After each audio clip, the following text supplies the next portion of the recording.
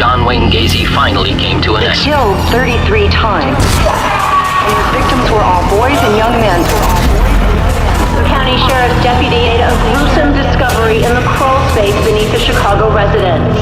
Authorities have tried on numerous occasions to elicit a detailed confession from Gacy, but he has remained tight-lipped about the crimes. The idea that I'm some crazed killer strolling around the streets stalking and murdering young altar boys is ludicrous.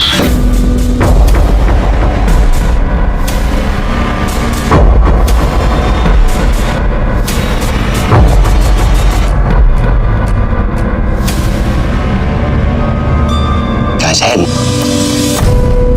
I can't believe I'm actually talking to you right now.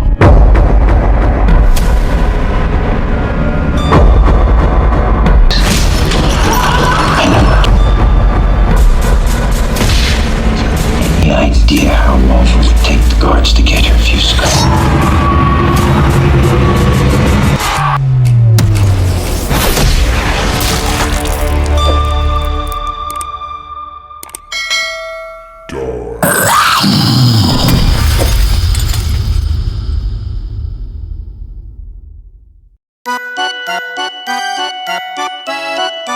They said he was a pillar of the community. Friendly neighbors watched from their windows as he shoveled snow for the elderly. He became Pogo the Clown for the local children, who laugh aloud at his tricks and happily receive the balloon for being such a good boy or girl, a close friend of politicians and professionals. When the mask finally was removed from this sadistic killer, society was shaken to its very core.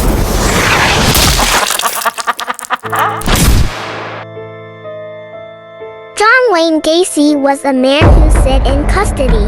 That's strange, because his crimes were certainly memorable.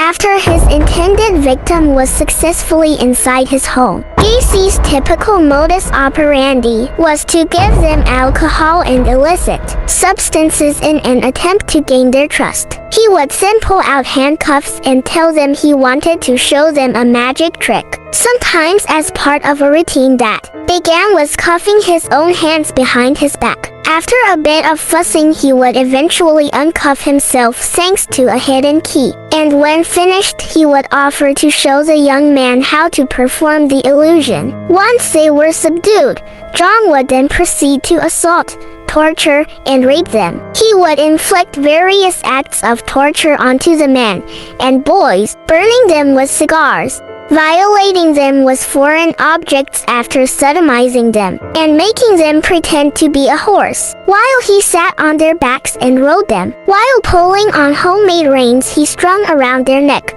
What the F? Sorry. Gacy frequently bound his victims' ankles together with the help of a 2x4, complete with handcuffs attached at both ends. He also taunted most of the young men while he was murdering them, and partly drowned several of them in his bathtub before repeatedly bringing them back to life only to kill them again. The killer clown typically killed his young victims using what he called his rope trick. He played out of a rope around their neck and using a hammer handle progressively made it tighter and tighter. Additionally, several of his young victims died by asphyxiation from cloth gags stuffed down their throats. Gacy typically kept their remains underneath his bed for up to 24 hours before moving them to the crawl space underneath the house. On occasion, he will pour quicklime on them in order to speed up the rate of decomp. Looking into it, quicklime or calcium carbonate has been used for centuries to help break down human remains. Strangely enough, Gacy took some of his victims out to his garage and embalmed them before they were disposed of underneath his house. On December 11, 1978, a woman named Elizabeth Piest went to the local drugstore to pick up her teenage son who worked there. I went to pick up Rob at the drugstore where he works at about 10 to 9. And he says it would take a few minutes, but he wanted to talk to a contractor this contractor about a job. And then with that, I started browsing around the store, and I've never seen him since. Offering the job worked in construction. Robert had met him when the guy went to the drugstore to talk about possible maintenance. Still not having contacted her. Not even a phone call, just to say he got waylaid. Later that night, when everyone had left, she called the police and reported Robert missing. The police surveyed Gacy's house. They surveilled his house after that and followed him everywhere he went.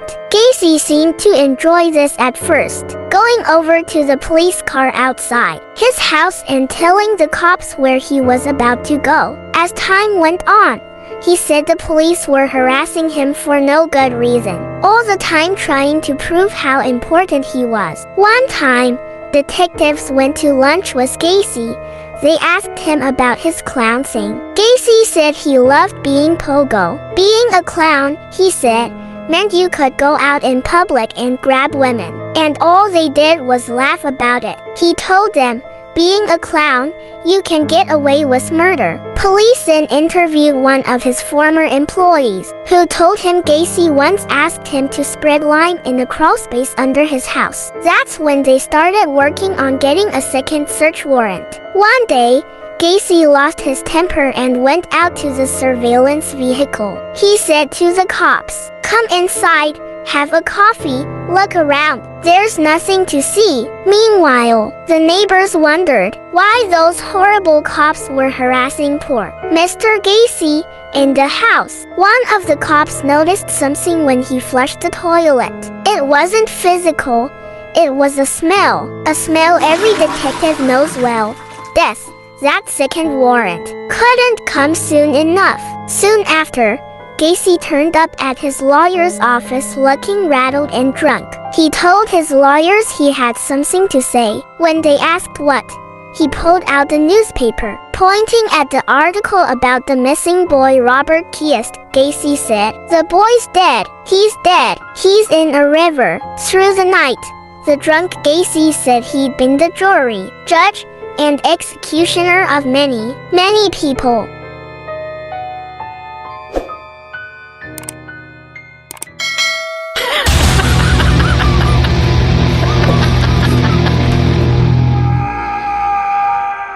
He said some were under the house and others were in the river. Although Gacy was worse for wear throughout his rambling, he wasn't under arrest at this point and so left, now badly hungover. He wouldn't remain a free man long, but while he was, he drove over to meet a friend and said, "I've been a bad boy. I killed 30 people, give or take a few." On December 21st, police got the second warrant to search his house. As they looked around, they found a kind of trapdoor that led to a crawl space. So one of the detectives got in and started crawling along the tunnel. His nostrils were immediately filled with the stench of decomposition. He shouted up to the other detectives, "I think this place is full of kids." At first, police found 3 bodies, all in various stages of rot. They also found beds of bodies. What they were looking at was perhaps one of the USA's worst serial killers. Turned out Gacy had been killing for a while, even when he was living with his second wife. Once she was out of the house, he lured young men back to his place on the promise of booze and weed. He tortured some of his victims while they were in the state of terminal distress. His wife would often complain about the horrid smell, to which Gacy would always blame dead rats. When she complained too much, he told her to mind her own business. She asked about all the clothes and wallets she found, seemingly from the young men. Again, Gacy told her not to pry into his personal business. That's when she left. Police interviewed survivors, mostly poor kids and prostitutes he found on the streets. Although Gacy was open to picking up any kind of hitchhiker, he'd take them back to his house and show them that photo of himself with the First Lady. This was usually enough to make the men feel safe. The only reason they survived was that they outright refused to play the handcuff game with him. They didn't tell the cops, for the sad fact that most of them saw police as the enemy. If they did take part in the trick, they died. Gacy told police that when he was tightening that rope around his victim's neck for the final time, he would often recite the 23rd Psalm. It starts with the line, "The Lord is my shepherd, I shall not want." And later comes the unforgettable line, "Yea, I walk through the valley of the shadow of death, I will fear no evil." God knows what might have been going through the minds of his victims. Gacy was doing most of the killing when he was the most famous for playing pogo, so he could have killed and entertained a bunch of sick kids or the children of his politician friends.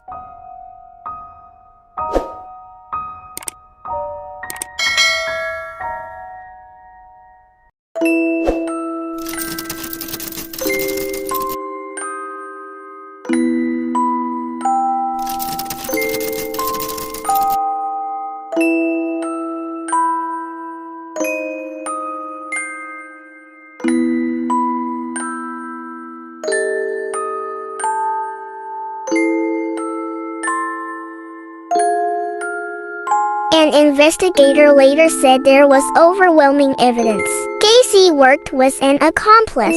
He could have also been part of some depraved ring, which is what many people now think. There's fairly convincing evidence that he was involved with a man who operated such a ring.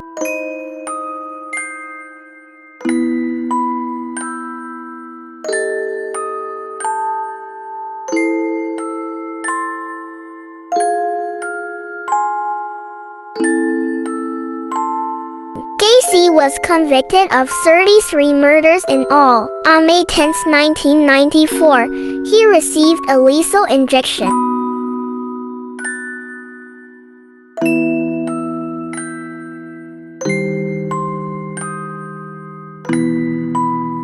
He had his last words, some dubious sources state he said, "Kiss my ass."